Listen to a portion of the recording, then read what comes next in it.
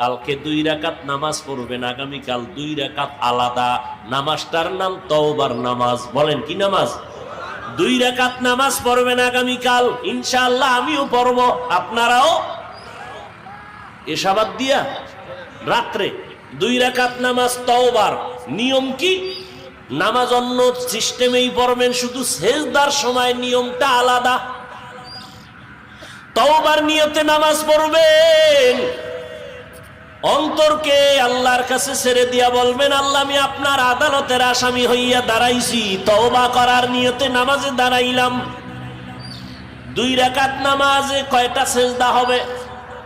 4টা সেজদা হবে। সেজদায় যখন যাবেন দিলটা নরম করে যাবেন, যাইয়া 3 বার বা 5 বার 7 বার সুবহান রাব্বিয়াল আ'লা বলার পরে এরপরে 3 বার খুব নরম হইয়া 3 বার আমার আল্লাহ